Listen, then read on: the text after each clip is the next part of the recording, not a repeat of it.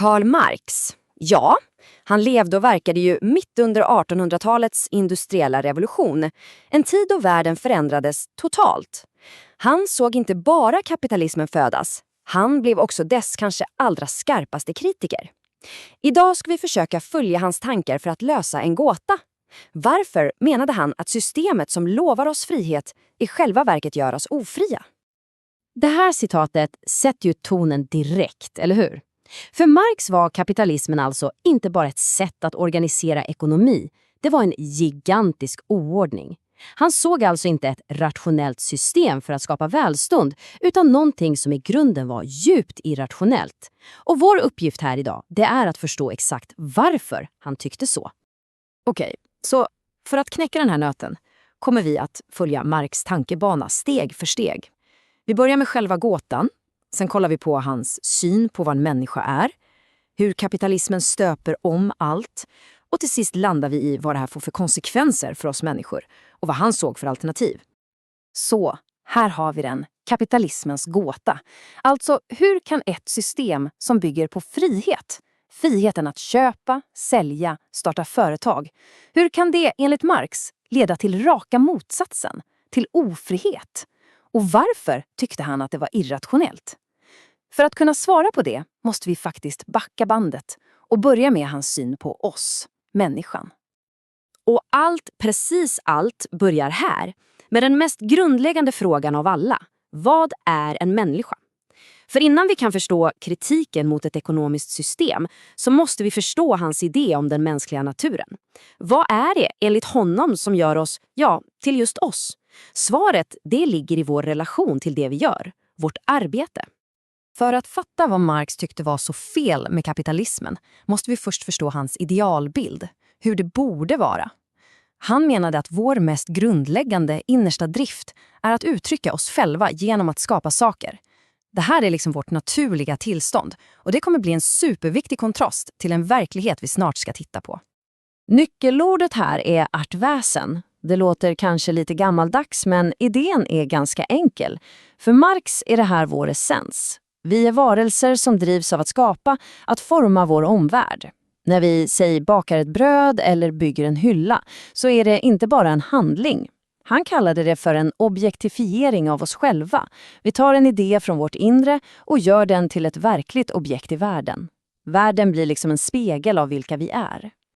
Och det här är en väldigt dynamisk idé.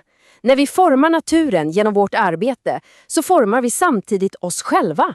Vår mänskliga natur är alltså inte statisk, den är i ständig förändring. Den utvecklas genom det vi gör, genom vår kreativitet. I arbetet blir vi alltså mer oss själva.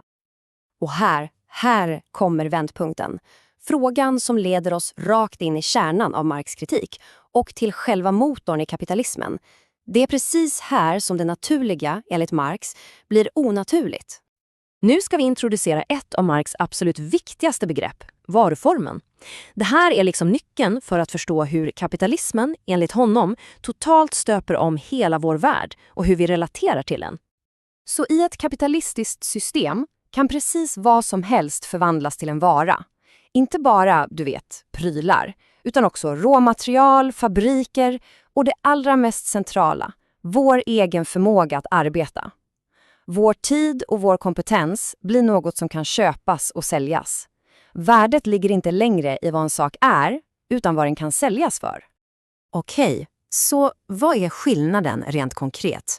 Ett bord som du snickrar till din familj är ett objekt. Dess värde, dess bruksvärde, ligger i att ni kan äta vid det. Men ett bord som snickras för att säljas på, säg IKEA, är en vara. Dess främsta syfte är att generera ett bytesvärde, alltså pengar, när det säljs. Den här lilla men helt fundamentala skillnaden, den förändrar allt. Från den här logiken går vi nu över till människorna, till de sociala relationerna som systemet skapar. För när allt är till salu så delas samhället oundvikligen upp i två grundläggande läger. Och den här uppdelningen, den handlar om en enda superenkel sak. Ägande. På ena sidan har vi de som äger det som behövs för att producera saker.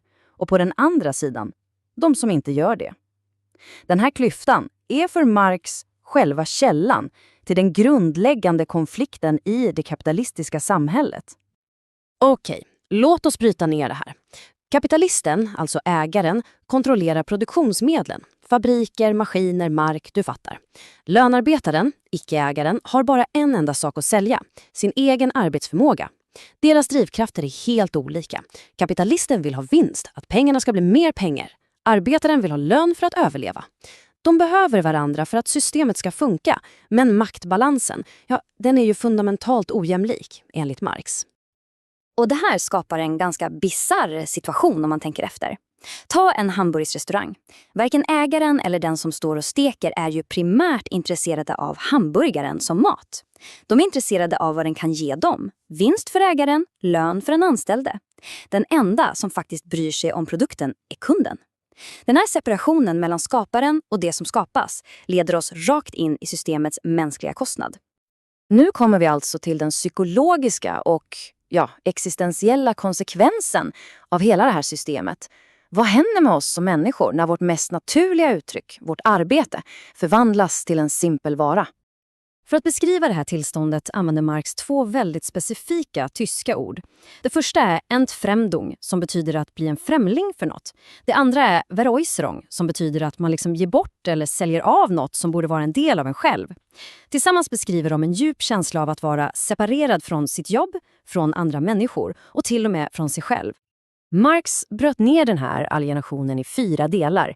Först blir man främmande för produkten man skapar. Den är ju inte din. För det andra, för själva arbetsprocessen. Det känns som ett tvång, inte en kreativ glädje. För det tredje, för sina medmänniskor. De blir ju konkurrenter istället för kollegor. Och till sist, och kanske allra djupast, från sin egna mänskliga natur. Sitt artväsen. Hela idén om att man måste förtjäna sitt uppehåll visar ju hur livet självt separeras från arbetet. Okej, efter den här ganska mörka diagnosen, hade Marx någon lösning då? Jo då, han skissade på en vision om ett helt annat sätt att organisera samhället. Om det privata ägandet av produktionsmedlen är roten till problemet, menade Marx, då måste ju lösningen vara att ersätta det med gemensamt bruk. Tänk på skillnaden mellan en låst privat fabrik och en allmän park. Vem äger parken? Ja, ingen och alla på samma gång. Fokuset flyttas från exklusivt ägande till inkluderande användning. Från vinst för ett fåtal till nytta för alla. Och det där är den stora frågan som Marx lämnar oss med. Oavsett vad man tycker om hans analys eller de lösningar som har föreslagits i hans namn, så tvingar hans kritik oss att fundera. Hur organiserar vi vårt arbete, våra liv, vårt samhälle? Det är en fråga som kanske är mer relevant idag än det någonsin var på 1800-talet.